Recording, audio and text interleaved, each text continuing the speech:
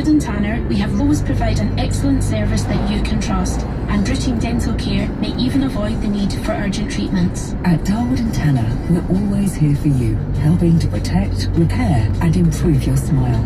Visit darwoodandtanner.co.uk.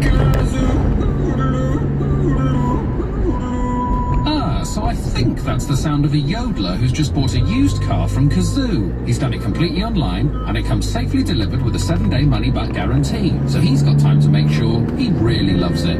Yeah, that's what it was. Alpine Fresh. Can you buy a used car with 7 days to decide? Kazoo, yeah you can. Kazoo, the safer way to buy a used car.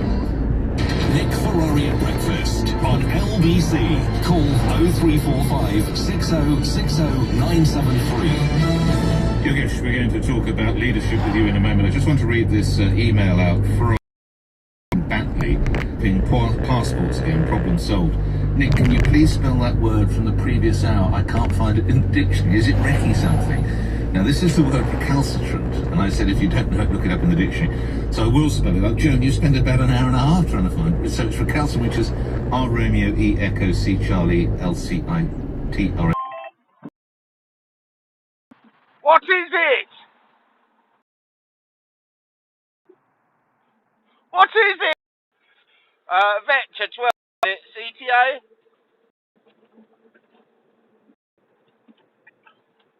See you then. Ta-ta.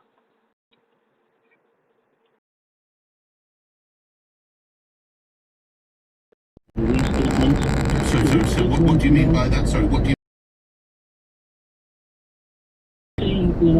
we should all do this. The restatements are so much more better. Restatements, they invade the others. To your staff or whoever. I think you used an example earlier, Nick, when you said to somebody, oh, I've got a job. That's fantastic. Yeah. But when you fail, you should be happy you've got a job. Oh, I get it. So I think that's very important to say, I feel very happy in this situation. I've got a job. Yep. Right. I don't know about others, but listen, so that's the kind of thing leaders should be doing to their staff. Not, I think we all should buck up and do. Okay, let me ask you this, and I'm not asking you to name him or her, but what made the best boss you've ever had the best boss you ever had? What was it about him or her that made them, what do you remember from working to them? No, I don't mind naming him because it's fantastic. Yeah, well, actually, he's an executive director. His name is Nick. I'm saying you, so Nick must be, he would be talking to you, you would use I, you would use from 1.3. Well, that's a great. Can you say? Like you said, come on, guys, just so back. We've got to score this goal, or we've got to win this test series. If he doesn't, he's not doing his job, is he? Yeah, the test series probably best park that until they come up to the crease next time. Well, that was England found out the full weight of India, didn't they, the other day? Okay, Yogesh, thank you. Look after yourself. Be well. Let's talk about fines. £10,000. 4 people in Birmingham will have to pay. Well, they're told they have to pay. If they go to appeal, of course, we understand it might be considerably reduced. Alex in Southampton, your view on that? Good morning. Hello there, Nick. Hello. Nice to talk to you. Yeah, just a quick one. I mean, the fines themselves, £10,000, are not proportionate to sort of everyday person's wage. Sure. And therefore, if they're known to be going into appeal, then that's going to waste court money, and more money of public spending. Wouldn't a better way of doing this is that once they're known at the border to have lied on this form, to then either take them to a hotel to get a lateral flow test done. If they're positive, put a fine on them, but a proportionate fine. And if they're negative, a much smaller fine or much smaller deterrent for that type of, but it seems to be a legitimate, feasible I wonder way of if doing what we've got here is what a couple of callers said, Alex, and I'd welcome your view on this. But that makes perfect sense, but it's not going to grab headlines, and it's not going to spook someone sitting in Lisbon thinking, oh, well, whereas 10 grand is enough to make anyone's eyes water. So in reality, is that what they've achieved? And as you rightly say, in truth, it needs to be more the sort of policy you outlined. I don't think they have achieved it as much because, I mean, since it came in on Monday, it was this Monday it came in, Yes. I believe. Yes, it was. Yeah. Since it came in on Monday, then 4 people have done that. Now, if you put that over the next year, how many more people are going to be willing to try and break the rules to get through? So It's interesting. Well, I don't know. I mean, please God, it's not in place for another 12 months. It is to be reviewed every month. I mean, typically, I think, wasn't arrivals each day somewhere in the region about 15,000, wasn't it? Is it on a normal day, pre-pandemic? Now, understandably, it's counted in its hundreds, I believe. So we shall see. Alex, thank you. Finish with you to get at least one more. But thank you, Alex. Have a good day. Chris in Birmingham. Chris, you've got doubts about this fining system. Is that right? Morning. Yeah, yes, in morning, Nick. Yeah, I think the government basically handled the pandemic so badly. I mean, to me, the cabinet resembled a cast for a carry-on film, to be honest, which is like a horror movie version. Right. It's just a soundbite to say, look, you know, we were tough. If there are questions in the future, we have the toughest measures in place. Yes. Blah blah blah. That's my thoughts on that. Yeah, I mean, certainly they and you will probably hear the Prime Minister later today talk about, prior to this we had some of the toughest border controls. It's just not true. Now, I don't know necessarily that a country the size of Britain can go to similar actions as New Zealand, but you're right, Chris, we didn't have some of the toughest border measures, did we? No. We have handled it, like I say, like a very a horror hammer version of a carry-on film. Apart from the vaccines, once we got the military and the NHS fully involved. Yeah. But you know, it's important to say it was the men and women in the military, and of course the volunteers and the NHS that got them out there. Chris, thank you. 40 seconds for you, Stephen Romford. So you agree with the fine? Why? Simply because it's a deterrent. It's not a fine to impose on people that can't afford it. It's a deterrent. And the fact is, I've had COVID and I can't wait to get on a plane to a safe country. Yes, I'm but sure. The fact is, there are people now in those countries where the virus is bad and it's one that we don't want in the UK. And those people now that are thinking it's coming in will definitely be having second thoughts. And just one last point. Okay, sir. It also happened, all this virus started with 2 people coming into York. What? Well, 2 people from China came into York last year. That's where it apparently all started. I don't know. I think we have to be. I'm sure you've heard that, Stephen. You represent it in best faith, but I think we have to be very careful. I mean, not least, we don't even actually know who's definitely with anymore. So I think blaming some people who came to York is perhaps. Anyway, get better. I'm sorry you had the condition, and I hope you have good health now. Thank you for that, Steve. You've had the last word of the day. Apologies to Dennis, James, John, and others. I'm done for another day. The conversation continues, of course, with James O'Brien, and the listening and conversation too. He listens and he talks back. With James O'Brien, the other side of the news. I'm going to be with you tomorrow morning from 7. Meantime, stay safe. Thank you, Nick. The time is approaching 10 o'clock, and I think one has to presume that some of the people who argued last year that we should simply shield vulnerable people and let everybody else go about their normal business, some of them were arguing from good faith. Quite how they process the news today that there are 1.7 million people who are actually vulnerable, but who wouldn't actually have been shielding under last year's requirements is a question for the ages. As, of course, is the question of how lockdown skeptics, if you want to use that phrase, have ended up so detached from observable reality. The answer, you might have to trust me on this one, the answer is pretty obvious, and it takes in the current power cuts in Texas. On your radio, on Global Player, and Play LBC. leading Britain's conversation. This is LBC. From Global's newsroom at 10 o'clock. A senior NHS leader has urged the government to wait until coronavirus cases have fallen significantly before easing any lockdown restrictions. The most recent official figures suggest some 700,000 people. Geneticist at Liverpool University says the virus must be kept under control when restrictions are lifted. We need to get the case numbers down, certainly into the low thousands, before we can think about doing lockdown. The more infections you have, the greater the speed of evolution that the virus can have, just because of its potential for mutation. England's Children's Commissioner says young people must be put at centre stage of the pandemic recovery. Anne Longfield, who is due to give her final speech in the Post this morning, will urge Boris Johnson to put billions of pounds in an opportunity fund. She says it's vital children aren't defined by the events of the last year. The UK is to call for local ceasefires to enable the rollout of coronavirus vaccines in war zones. Dominic Raab will urge members of the UN Security Council to agree a resolution calling for a pause in fighting. People in countries including Yemen, Somalia and Ethiopia are at risk of missing out on inoculation. The Foreign Secretary says worldwide coverage is essential to dealing with the pandemic. If we can just see a window of opportunity to reach those really vulnerable people in those terribly afflicted countries, I think we'll be doing a lot of good, and that's what Global Britain's all about, and that's what we're going to be trying to secure, on top of the support for the equitable distribution of vaccines, which are already leading the way. Figures show inflation increased last month on the back of higher food prices. The Consumer Prices Index increased to 0.7% in January from 0.6% a month earlier. The rise was partially offset by heavily discounted clothing online. In the city a short time ago, the FTSE 100 was trading down 25 at 67.23. The pound buys $1.39 and €1.50. And the weather, sunny spells developing this morning, heavy showers and gales in the far northwest, occasional rain then returning across England and Wales through the afternoon and evening, a high of 11 Celsius. From Global's newsroom, I'm Thomas Watts. Could you look an intensive care nurse in the eyes and tell them you're staying at home? If you really need to go out, do you wash your hands the moment you get back?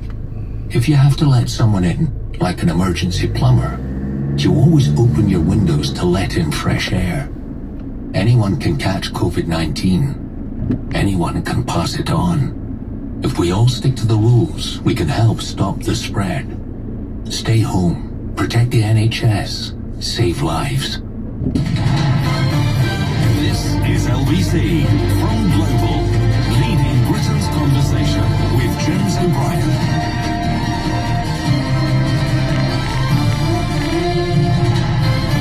Good morning, it's 3 minutes after 10. I do hope you're well. I seem to be starting every show at the moment with a sort of reverse Jerry Springer, as you might call it. It's not a final thought, it's an opening thought. And I had another one this morning, so indulge me for no more than 27 seconds. Some days, if you're still working, whether you're working from home or not, although I think those of us who get out of the house have, largely speaking, an advantage over those that don't. Some days it really feels like a hamster wheel, even if you're lucky enough to have the best job in the world, like what I do. But then you have to remind yourself you're lucky to have a hamster wheel. You really do. You know, so many people who don't. You can be suffering terribly in all sorts of ways, but, you know, there are always people who have it worse than you do. And that concludes today's opening reverse Jerry Springer thought. 4 minutes after 10. Quite a few choices today. I'm not quite sure what direction we'll end up going in together. It is, as ever, almost as much up to you as it is up to me. I am drawn to the story of the postman who has been suspended for refusing to help an old lady get up on her doorstep. I feel, I don't want to make light of her plight, and I didn't talk about it earlier because I wanted to make sure, A, she was fine, and B, if we did do a phone-in about it, I didn't want to feel that shining the spotlight on the story might have changed the way that it was handled, which is probably a little bit of an unnecessary worry. But the lady concerned seems to be fine, and the postman concerned has now been suspended, so I don't see how we can make an unpleasant situation worse. And it does, if forgive me, I think, it does have all the trappings of a phone-in humdinger. And having spent most of my phoning career scrupulous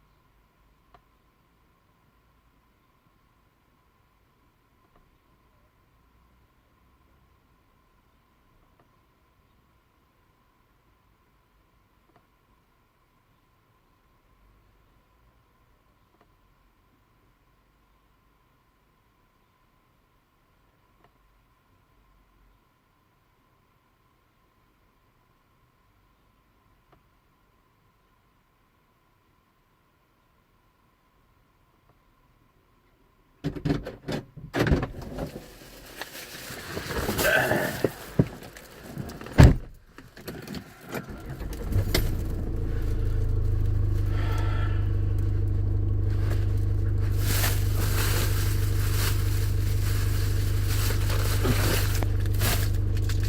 COVID cases. So the idea that we should shield the vulnerable and have more COVID cases was always odd. And then we learned today, and no one saw this coming, to be fair, but you didn't need to, really, to see the idiocy of lockdown, so-called lockdown scepticism. Today, we learn that 1.7 million people should have been shielding all along. This is, as with the... You remember when I got it and I'd lost my sense of taste and smell and it still wasn't actually an official symptom?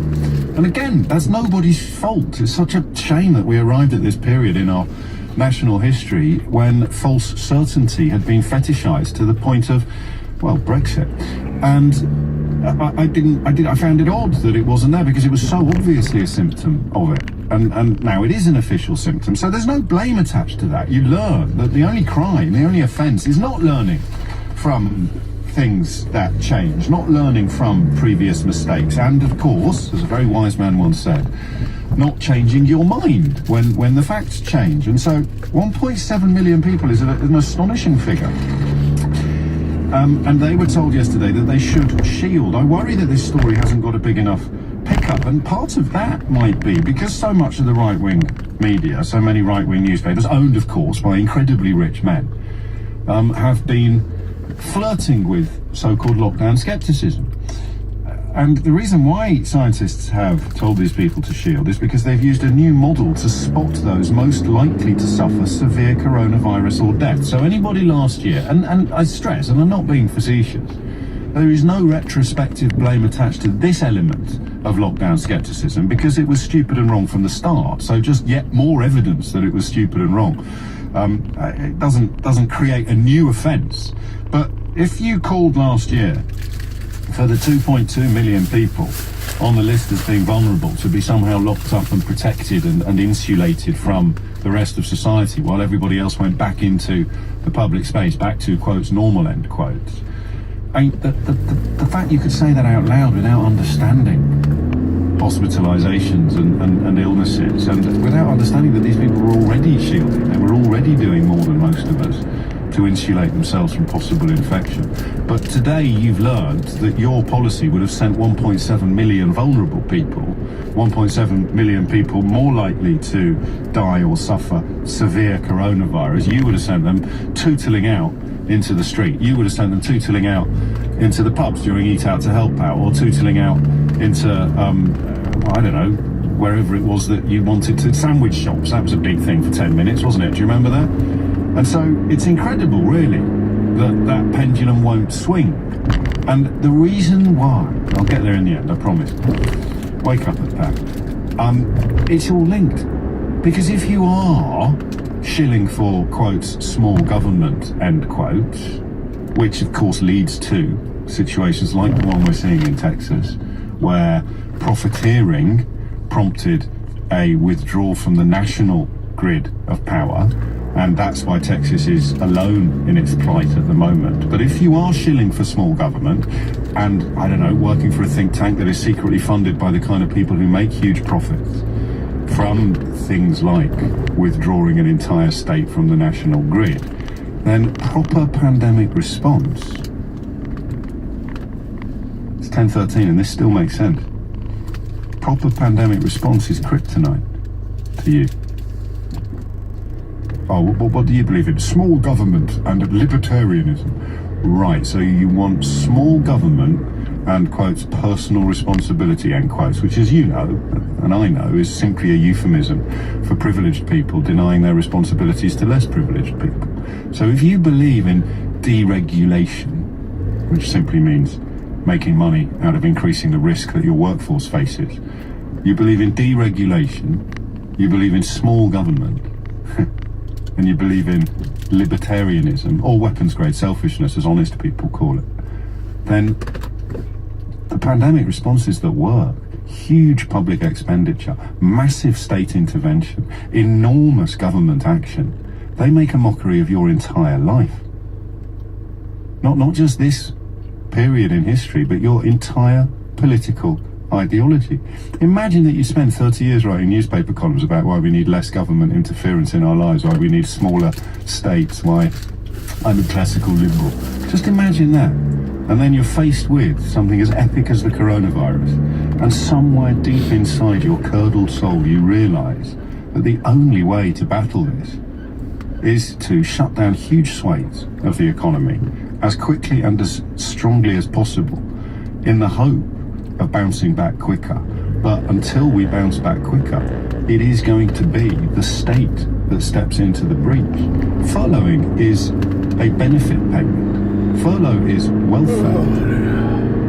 It's actually, in some senses, an unemployment benefit, isn't it? The furlough. They can't call it that because they've toxified the welfare state for 40 years.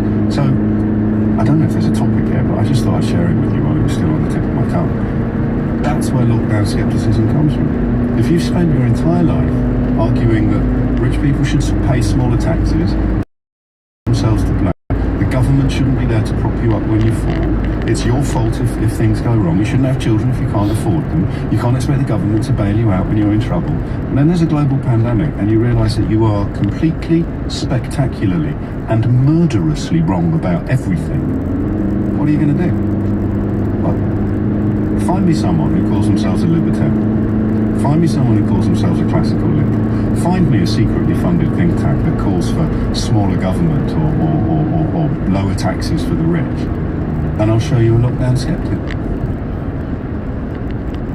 I don't do this very often, but I think I've just solved it. And that's our phone in today.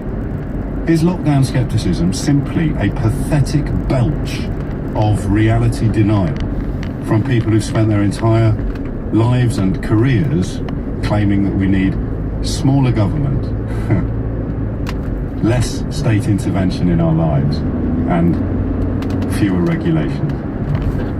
Because if it isn't, you're going to have to give me a better explanation. Oh, and forgive me, we'll have to bear at least some resemblance to reality. So I've been staring at these lockdown skeptics for about a year now, thinking, what the hell is wrong with you? And unless I've missed something huge, which is perfectly possible, I think in the last 13 minutes, I've just made perfect sense of all of them. Problem with this job is that now I open up the phone lines, I strap on my body armour, and you start lobbing rotten tomatoes at me. 03456060973. Lockdown scepticism is an inevitable consequence of having to deny that we need government, we need regulation, we need state intervention, and we need welfare. And we need it all the time. Because if it's not there when we do need it, well, you spend 10 years voting for austerity, you wake up one day and you're in a country which has got the highest per capita death rate in the world, and you have to wonder why. Could there possibly be a link between all the cuts that the Tories encouraged you to cheerlead for and all the deaths that we've subsequently endured? This is James O'Brien. Call 0345 6060 973. LBC. Need a website for your business? Then you need 123reg. With our new website builder starter tool, fill in a quick form and you can create a site in less time than it takes to brew a cup of tea. And it's just £1 a month. A website for £1? Yeah, like £1. What don't you get, Gary? I thought stuff like that was expensive. Terms and conditions apply. Register any business name at .co.uk for just 99p to get your one-page site online. Pricing excludes VAT at 20%. Visit 123-reg.co.uk for more information. £1 sterling. Oh, this is going to be a long shift. Find the credit card you've been looking for. Quick check won't affect your score. See if it's a yes, there ain't no stress with an Ocean credit card. Want a credit limit of up to £1,500? Check if you're eligible for an Ocean credit card. It only takes a minute. Intelligent Lending Limited is a credit broker. Capital One, the exclusive lender. Representative 39.9% APR variable. No annual fee. Get a credit limit of up to £1,500. Visit ocean.co.uk. Calling all VAT registered construction businesses. HMRC is changing the way you process VAT with the introduction of VAT reverse charge from the 1st of March.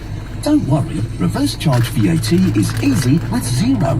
It automatically calculates the reverse charge and CIS on your bills and invoices and updates your VAT return, meaning you're always compliant and the figures are up to date. visit xero.com/reverse charge. This is a story about pet insurance.